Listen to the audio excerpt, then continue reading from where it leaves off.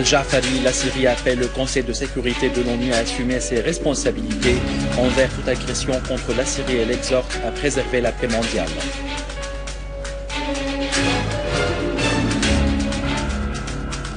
Condamnation internationale et arabe de toute agression des États-Unis et de leurs alliés contre la Syrie.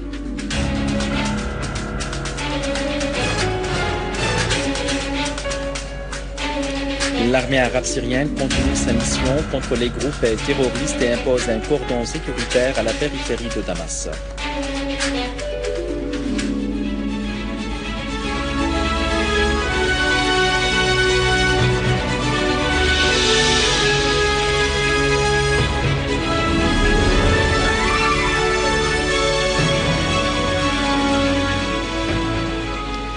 Mesdames et messieurs, bon après-midi et bienvenue dans notre journal. Le délégué permanent de Syrie auprès des Nations Unies, Bachar al-Ja'fari, a affirmé que le gouvernement syrien appelle le Conseil de sécurité à préserver son rôle en tant qu'instance qui empêche tout emploi arbitraire de la force hors de la légalité internationale.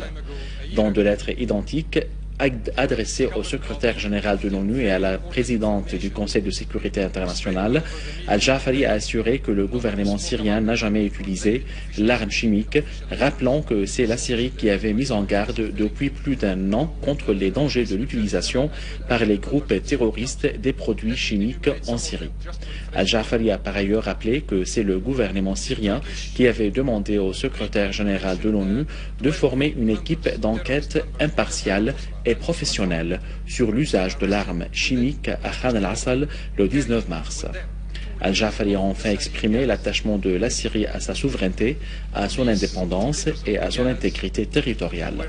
Il a également souligné la disposition de la Syrie à se défendre contre toute agression conformément à la charte de l'ONU.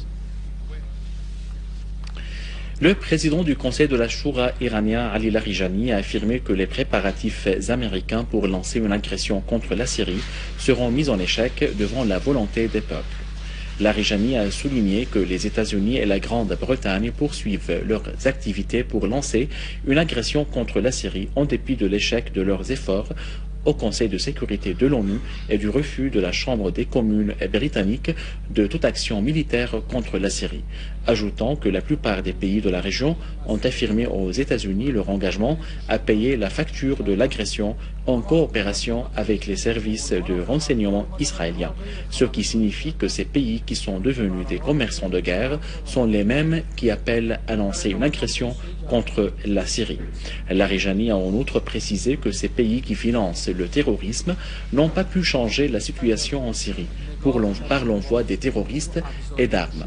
Maintenant, ils jouent le rôle sur le terrain et appellent au lancement d'une action militaire contre la Syrie, a-t-il conclu. L'Égypte a réitéré sa position rejetant toute action militaire qui pourrait être lancée par les États-Unis et leurs alliés contre la Syrie.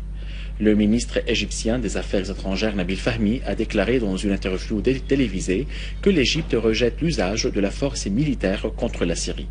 En réponse à une question sur le changement des déclarations du président américain Barack Obama sur ses menaces de lancer une agression contre la Syrie jusqu'à l'obtention du consentement du Congrès, Fahmi a souligné que le peuple américain a difficilement pris en charge le coût de la guerre en Irak et en Afghanistan et maintenant Obama revient au Congrès pour se fortifier.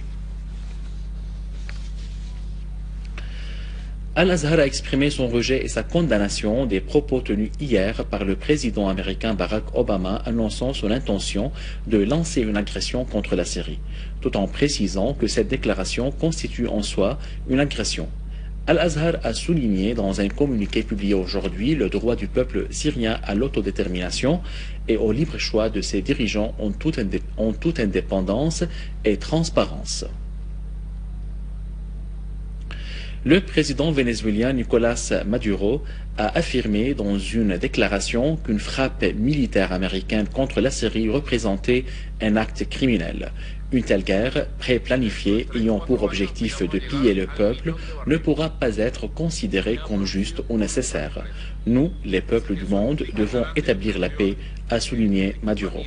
Maduro a également ajouté que la tentative du président américain Barack Obama d'être à la place des Nations Unies, de juger le gouvernement syrien et d'attaquer le peuple syrien met le monde dans une situation grave, tout en soulignant qu'une telle action est inacceptable, car la destruction des mécanismes et des normes internationales pourrait aboutir à ruiner le monde entier.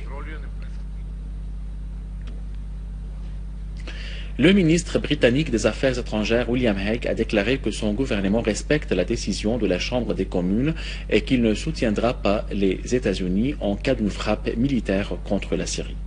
À noter que la Chambre des communes britannique a rejeté jeudi dernier un mémorandum soumis par le gouvernement de David Cameron pour justifier une attaque militaire contre la Syrie.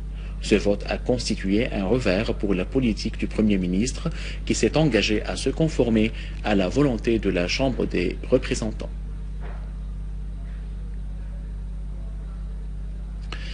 Le président américain Barack Obama a annoncé son engagement à l'option d'une frappe militaire contre la Syrie en s'appuyant comme d'habitude sur les mensonges et les allégations de son administration. Mais le président américain a cependant sollicité l'avis du Congrès sur ce sujet avant de prendre une telle décision de façon définitive ou revenir sur ses positions. Obama a réitéré les allégations avancées par l'administration au sujet des événements aux environs de Damas. Il a aussi accusé le gouvernement syrien d'utiliser des armes chimiques sans en fournir une seule preuve. Il a exprimé encore une fois ses craintes pour ses alliés dans la région Israël et la Turquie. Le président américain a estimé que ce qui se passait près de Damas est une menace pour la sécurité nationale américaine en disant que les États-Unis devraient mener des attaques ciblées en Syrie.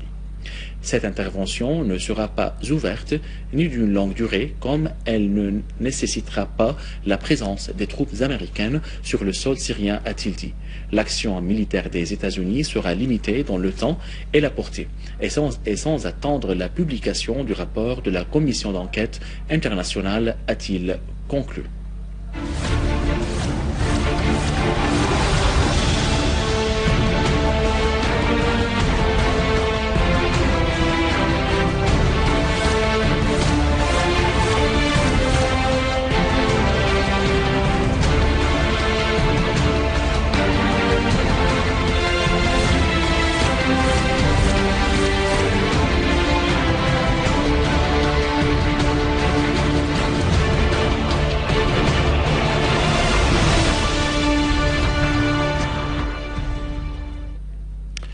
À Homs-Campagne, l'armée syrienne a tué et blessé de nombreux terroristes entre les deux villages As-Salim et Tel Khazna dans la zone d'Al-Musharfe. L'armée syrienne a également saisi des appareils de télécommunication et des munitions dont des balles de fusil étaient en leur possession. En Inde, les élèves, la communauté syrienne, de nombreux étudiants et chefs de partis politiques indiens ont organisé un sit-in en signe de condamnation d'une éventuelle agression contre la Syrie. Les participants à ce sit-in ont condamné l'ingérence américano-sioniste en Syrie, affirmant le rejet de toute agression contre ce pays et haussant des slogans contre le sionisme et les États-Unis. Pour sa part, le pape François a déclaré un jour de jeûne dans le monde pour la paix en Syrie.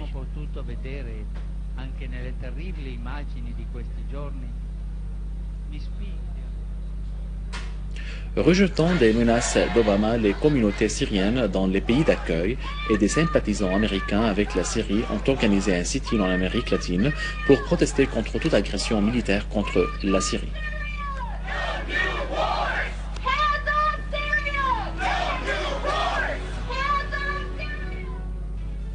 À la fin de ce journal, je vous en rappelle les principaux titres.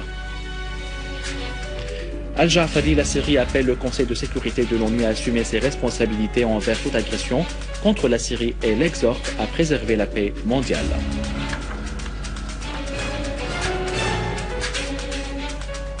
Condamnation internationale et arabe de toute agression des États-Unis et de leurs alliés contre la Syrie.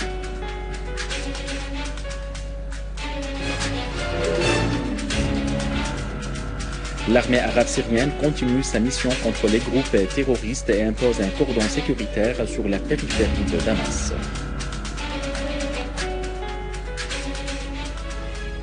Mesdames et messieurs, c'était notre journal d'aujourd'hui. Merci de l'avoir suivi et au revoir.